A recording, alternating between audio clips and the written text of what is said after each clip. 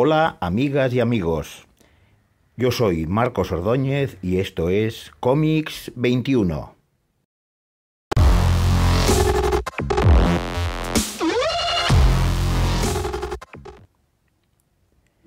Hoy se suman al camino de este canal los amigos Aitor Marcet y Jonathan Contreras. Ellos realizaron en 2014 el espléndido documental Los cómics de Tutén. Para preparar su trabajo realizaron entrevistas a un grupo de personalidades relacionadas con selecciones ilustradas y con Tutén Editor. Esas entrevistas, ahora en su versión íntegra, las van a dar a conocer a través de Cómics 21, lo cual nos alegra enormemente. Hoy empezaremos escuchando al artista Alfonso Azpiri, fallecido en 2017. Aitor Marcet conoció al dibujante en un salón del manga y 2 años después lo entrevistaron en casa de Jonathan Contreras, que es un gran fan del artista madrileño. Alfonso Azpiri debutó en la revista Trinca en 1971. Trabajó muchos años para Inglaterra e Italia. En 1979 nace su serie Lorna y su robot. Trabaja para Norma y para Tutén. A finales de los 80 crea su otro personaje emblemático, Mot, en las páginas del suplemento infantil del diario El País. Azpiri también es muy conocido por su gran cantidad de ilustraciones para videojuegos.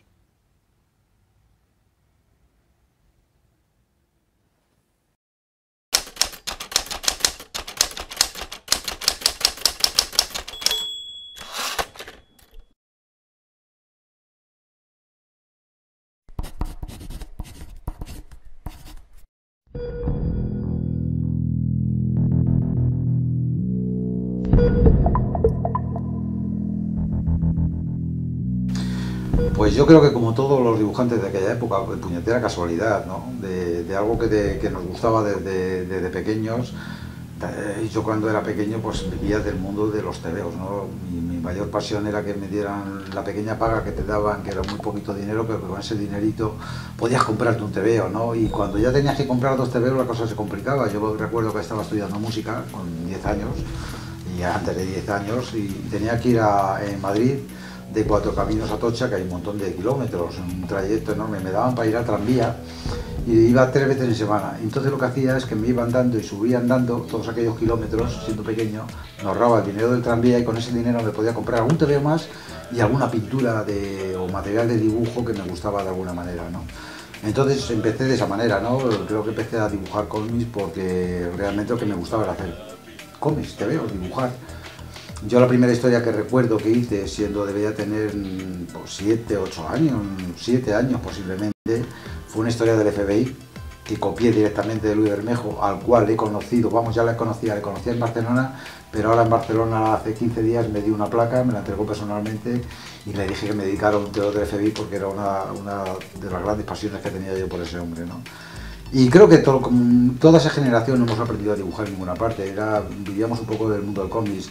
Carlos Jiménez es dibujante del cómic gracias a Cachorro. Yo he sido dibujante del cómic gracias a Luis Bermejo. Yo creo que en el fondo vivíamos un poco esa sensación infantil que queríamos hacer algo de este tipo, ¿no? Y es lo que hemos conseguido, esa oportunidad de poder dedicarnos a algo que sí nos ha gustado siempre.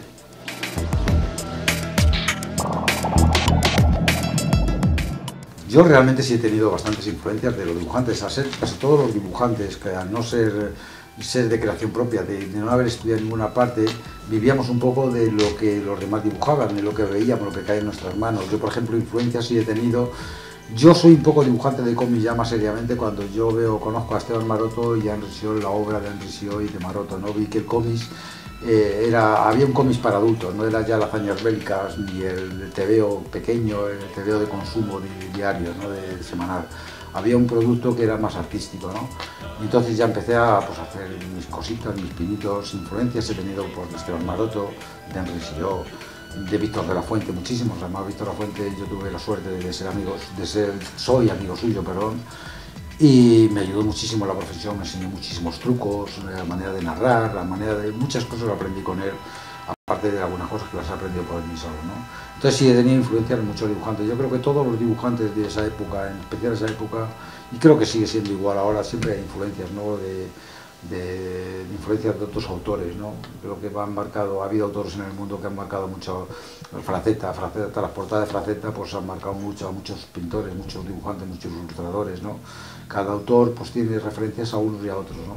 Entonces yo creo que he sido un poco camaleón de todos ellos, ¿no? He captado una parte de uno que me interesaba, otra parte de otro, y yo creo que el trabajo ya diario, porque yo he cogido la personalidad con el dibujo ya bien avanzado el trabajo, ¿no?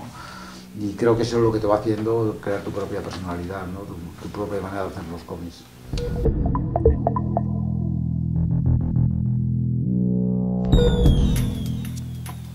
Bueno, esto como siempre las cosas, los personajes que yo he hecho han sido siempre por casualidad, ¿no? Yo estoy trabajando para Italia, tuve 6 años trabajando haciendo erotismo, de pasar de no saber dibujar chicas a empezar a saber cómo eran, ya tener un conocimiento de que era una mujer, ya estaba bien, ya era mayorcito, ya tenía que saber cómo eran las mujeres, ¿no? Y bueno, pues llevaba esa práctica, ¿no? Y entonces la época que murió Franco, pues hubo en España una apertura enorme, vamos, una apertura que lo que pasa siempre, no había pasado por los kioscos y aquello parecía un puticlub, vamos, no había revista que no se prestara, que fuera revista, que no hubiera una teta en la portada, ¿no? Entonces había muchas revistas, se hizo muchas cosas de erotismo, y una vez recibí una llamada a través de Norma, de Rafa Martínez, para crear un personaje para una revista que se llamaba Mastia, que serían 4 páginas encartadas, que me parece que Maroto también hizo cosas y todo. Maroto hizo cosas para ello, no historietas, pero ilustraciones hizo Maroto para Mastia. Y bueno, sería encartar en las 4 páginas finales al estilo de Playboy, un poco pensando en Little La Fanny, y pensaron que hiciera un personaje, que creara un personaje para hacerlo. ¿Qué pasa? Unir dos fuerzas que a mí lo que más me gustaba, el erotismo que tenía la práctica venía de Italia, y la ciencia ficción que me divertía muchísimo y que llevaba, y lo que más me ha gustado hacer, ¿no? Uní las dos cosas y nació Lorna, ¿no? Nació Lorna, tampoco le di mucha importancia, se empezaron a publicar en la revista, luego se editó el libro, el primer libro, luego el segundo, y luego estuve muchos años, estuve por lo menos 4 años sin hacer más Lorna, hasta que hice Mouse Club a color. Y bueno, ya empecé a retomar otra vez el asunto y se ha convertido en un personaje. Ya tengo 9 libros con el que he sacado ahora con Planeta, es el 9º y tengo que hacer por lo menos 2 más, como mínimo, o sea que el personaje seguirá.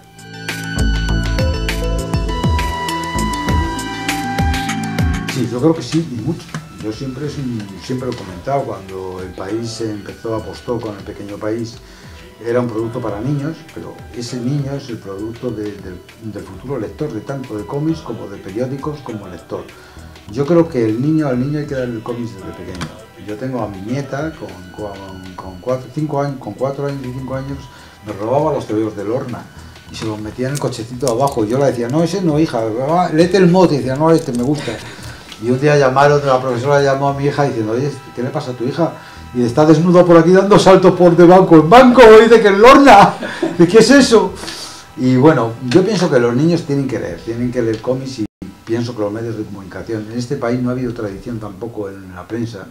La prensa es muy importante, como en Estados Unidos, todavía ves los periódicos, yo ahora que cuando estuve en San Francisco, esos periódicos, da gusto ver las páginas de historieta, ves todo lo que hay, ¿no? Es encantador.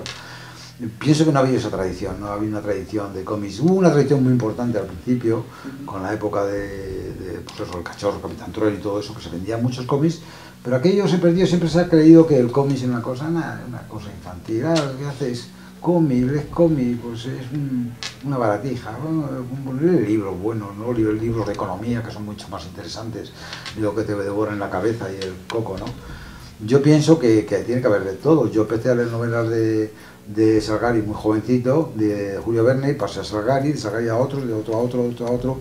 Se promociona un poco la lectura, y que si queremos hacer algo por el mundo del cómics, creo que es muy importante que ese medio, que es la prensa, entre dentro de ese mundo, aunque sea infantil o para adultos, que se puede hacer también para adultos en prensa. Pero ¿cuántas historietas te encuentras tú en prensa? Encuentras poquísimas cosas contadas Y el pequeño país apostó fuerte, pero claro, cuando vienen las crisis, lo primero que quitan es la época de los dibujantes, ¿no? Hay muchas más cosas que yo quitaría antes de un plumazo y dejaría a los dibujantes, pero no, el pensamiento es que no te veo. Ese pensamiento que es te veo. Todavía hay gente que dice, pero tú lees te veos. Sí. Como dicen, está leyendo TVO, ya Sí, no mayor para leer el imaginación. TVO, ¿no? Y eso cuando eres niño, yo pienso que es una equivocación, ¿no? Hay TVOs que están comparables hoy en día con grandes novelas, vamos, y dibujantes que dibujan y guionizan esas historias como verdaderas obras maestras. El cómic está mucho entre el cine y la literatura, ¿no? Es un medio de expresión, evidentemente, y lo que queremos es expresar lo que queremos contar, con cualquier otro medio de comunicación. Así que pienso que sí que es importante esa baja que se produce en el mundo de los periódicos, la prensa y los medios de comunicación.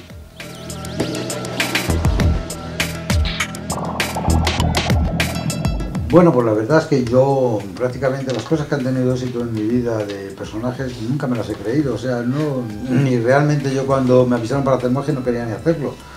Entonces, bueno, pues un personaje que funcionó, además me sorprendió, yo creo que fue el enfoque que le dimos, fue importante. Yo cuando hice mod, creé el mod y el país me dijo, tienes que hacer 2 páginas toda la semana, dije, yo no puedo hacer un guión y dibujar 2 páginas a la semana. Entonces buscamos un guionista, me dieron varias ofertas y entre ellas la de Nacho es la que más me interesó para hacer, cogió muy bien al personaje lo que yo quería hacer y hicimos la historia. Entonces el éxito de mod, aparte de que estaba en un medio de comunicación que se vendían muchísimos ejemplares todas las semanas, es que la sorpresa es que escribían gente, escribían niños, pero escribían viejecitos de 80 años, me escribían cartas diciendo que mod les encantaba, que era una delicia. Entonces aquello se convirtió en un éxito. Yo me acuerdo en la Feria del Libro, cuando sacaron el libro número de mod, era de Altea, pues coincidía con la Feria del Libro y nos invitaron a ir a firmar unos cuantos. No, ellos no, Altea no. Altea no tenía stand en la Feria del Libro, pero nos invitó. Fue un chaval de una librería de Madrid y dijo, oye, vamos a poner ahí lo de mod y firmamos unos ejemplares. Y cuando fuimos a firmar, o sea, mis hijas fueron a buscarme y no me encontraba. Porque, claro, en el sitio que más tumulto había, no se pensaba que estaba su padre firmando al otro lado. Pero se formó un pollo, unas ventas alucinantes. El de la librería estaba como loco, se fue con el camión a cargar más libros, se fue buscando por todo Madrid, vendimos ejemplares y al día siguiente Altea dijo, mañana con nosotros. Porque vieron que era un éxito, ¿no? Y la verdad es que se vendió muy bien, los libros de mod fueron un éxito tremendo, ¿no? Y se alcanzaron la venta de los 5 libros que se hicieron, los 150.000 ejemplares, que en aquella época, en vez de 150.000 ejemplares, era un éxito. Y todavía no estaba hecha la serie de dibujos animados, pero funcionó muy bien mod. Yo no había querido nunca en él, vamos, de hecho no quería ni hacerlo, pero mira, funcionó, nunca sabes lo que puede funcionar.